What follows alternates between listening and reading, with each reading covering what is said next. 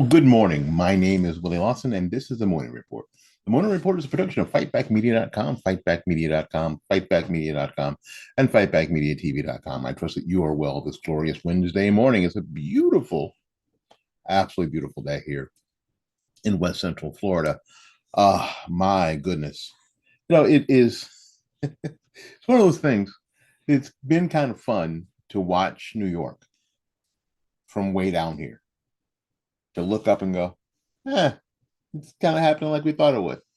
Most certainly it is. Uh, your favorite mayor, Eric Adams, is kind of freaked out because this whole "we love everybody" sanctuary city, blah blah blah. As soon as you're tired, you're weak, you're poor, you're illegal immigrants. It's not really working out for them. Not at all. Now you have to understand that New York has been a city of a lot of homelessness for a long time. But now, when you add the ability for people who aren't supposed to be in the country, and there isn't any other way to say it, there's no other way to say it other than these people, from Mexico and South America and truly around the world, have no business being here.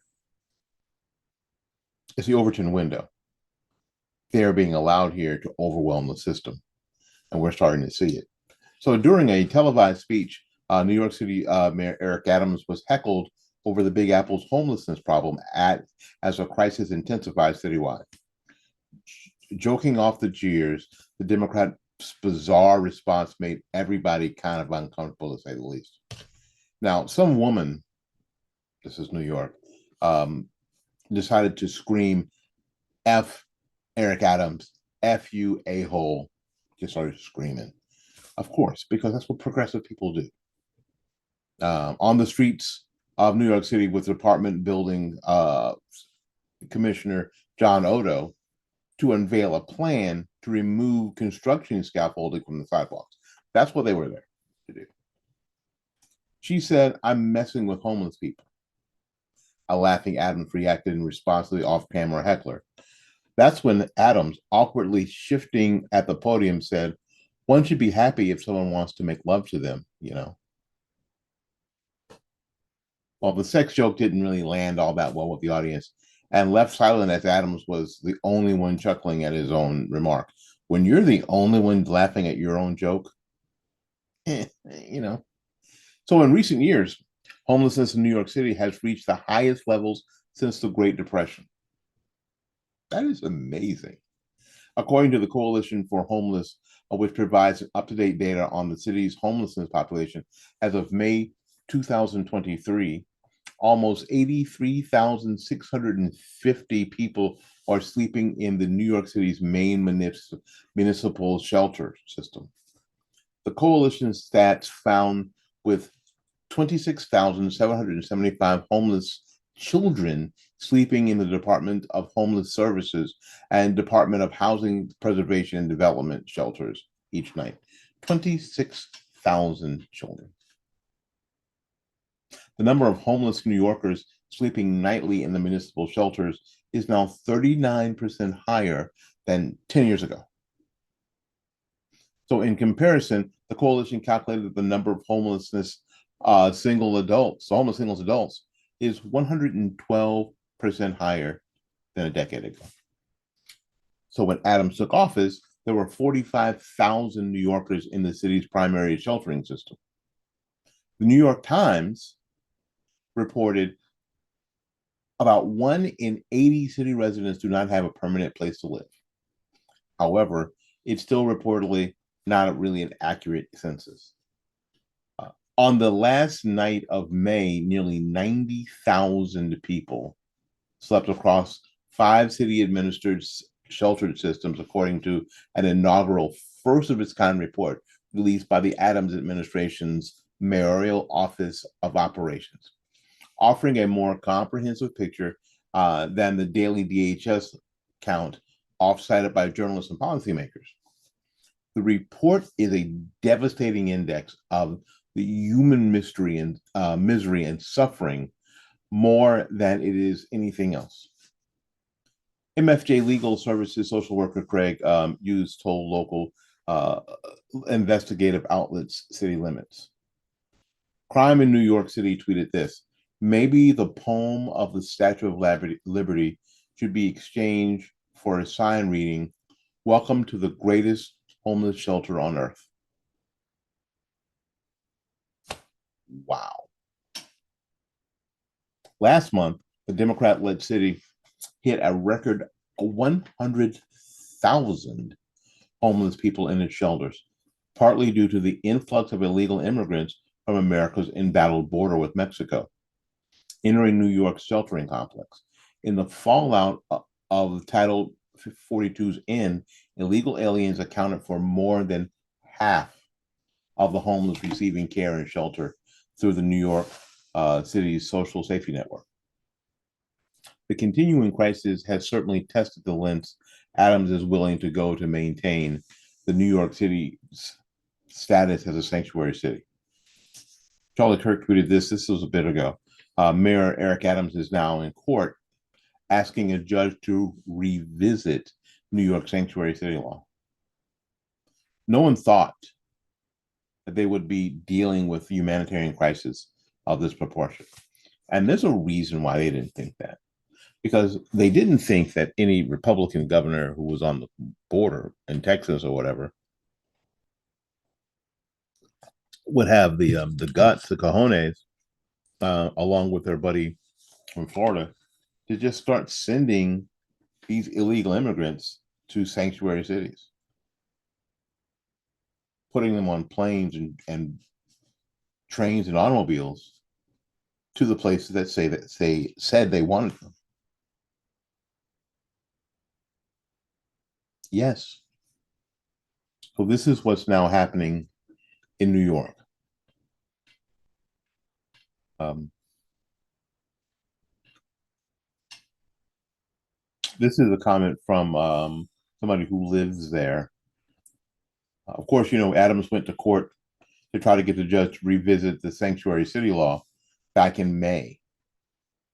That was more than a couple months ago. Since then, the problem has gotten worse, a lot worse. The illegal alien leeches are getting free hotel rooms in Midtown Manhattan, free food, much of which is being thrown away because it's frankly not culturally appropriate, especially for the Muslims, right? Free healthcare, free medicine, free legal advice, and free laundry services. Can't walk around in them dirty clothes, right? Forever. For all the poverty, privation, and persecution that these, quote, asylum seekers have supposedly experienced, they all managed to have $1,000 smartphones. Everybody's got a smartphone. Well, because part of the deal is that that's how they'll know when their court date is, because someone will send them a text on their smartphone. And to say, there aren't enough old Nokia 638s to pass out, right? We don't have a bunch of them to give to the homeless people. The only phones that are available is the ones they charge us $1,000 for.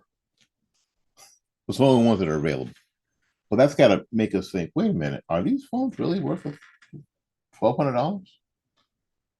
If they can just give them out. And they're sending pictures of their free room and board back to their relatives at home and countries all over the world. I am sure they're being enticed to come here once they see all the freebies they're given. This is what's happening. And not everybody in New York is buying it. Not everybody in New York is going along. What do you think? Write it down in the comments. Love to hear what you think. I would.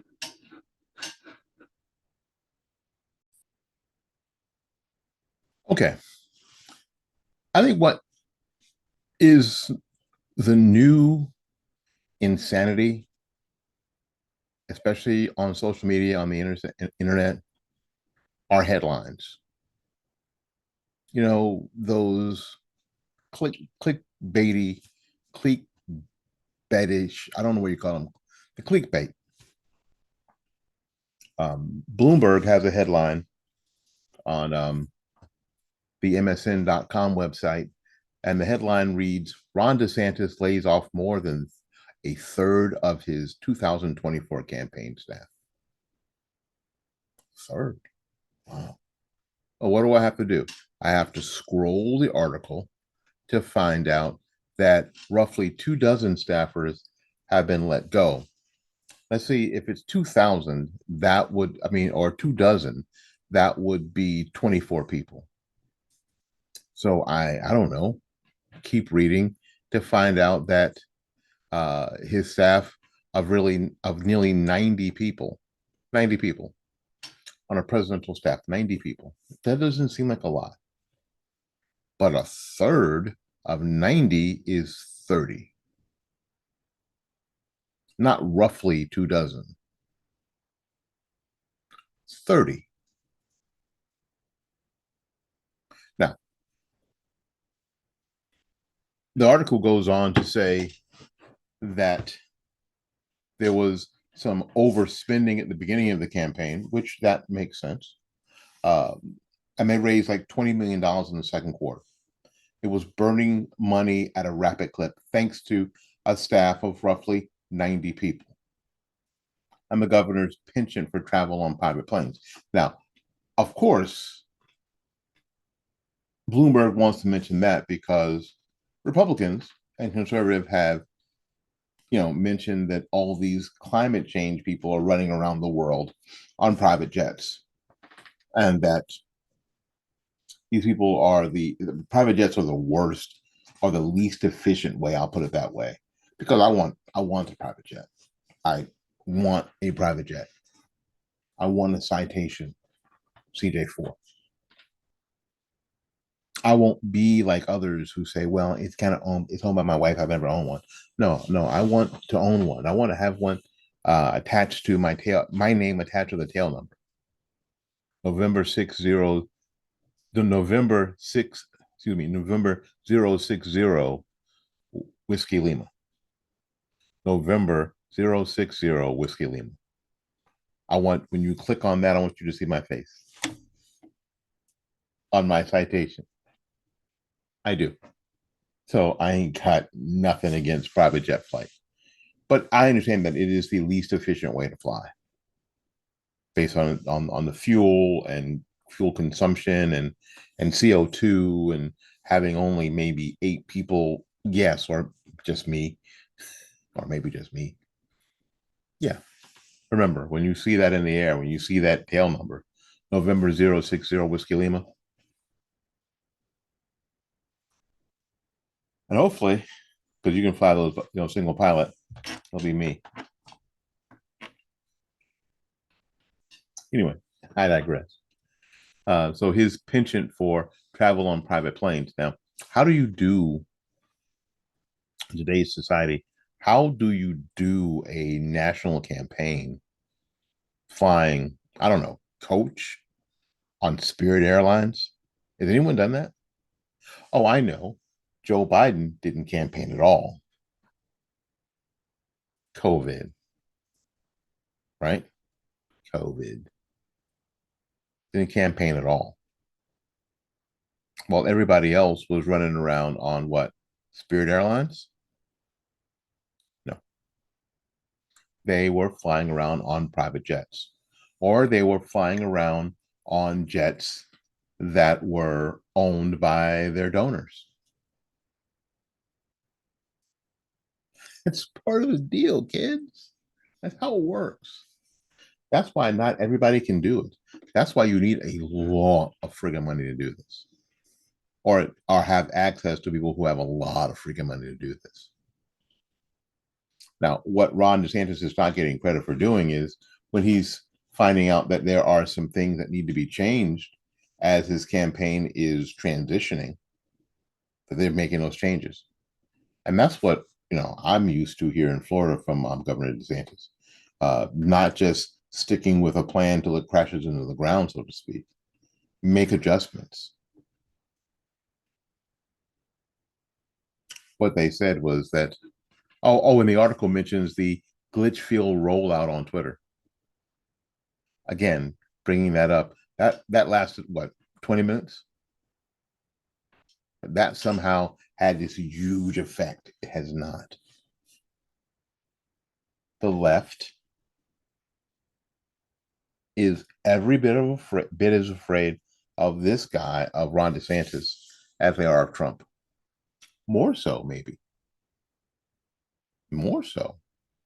Because if this guy gets into the national spotlight and people start to see him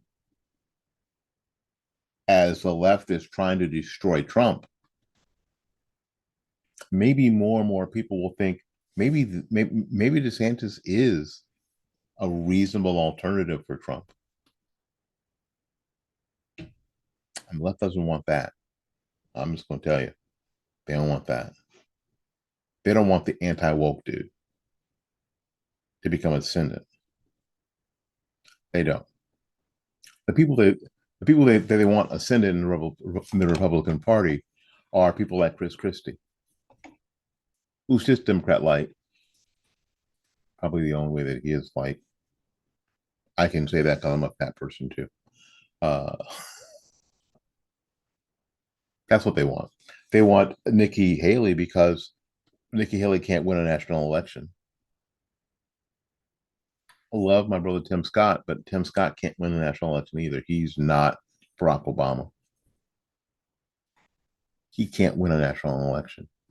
The only people who can win a national election are someone who's already done it, Donald Trump, and this guy here, Ron DeSantis. And they know that. And Bloomberg knows that.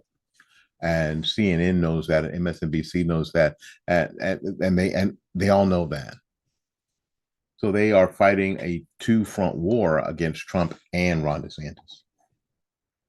And they benefit because, again, people in the Trump campaign, God bless them, aren't aware enough to know that they're helping the left with the attacks on Ron DeSantis. And people who are supporting the president don't understand that the more you attack Ron DeSantis, the more that you help the left. Because the left doesn't want either your candidate, Donald Trump, or Ron DeSantis. So you have to do the smart thing. You have to do what the left does. But you have to say, it doesn't matter. Ron DeSantis, Trump, all better than Joe Biden. Both better than Joe Biden. So whomever fights their way to the top ring will have my support. Period. And that has got to be our position. We really don't have another choice. If we understand what's going on, if we look through some of these articles and how the left is characterizing the DeSantis campaign, and of course another tomorrow or the next day, another indictment from January 6th on Trump. Come on, y'all. We got to be smarter. Good luck. All right, we got to get out of here and make room for someone else. So until we see you again, go out there and learn something, love somebody, and for goodness sake, y'all take care of yourself. We will see you when we see you. Bye-bye now.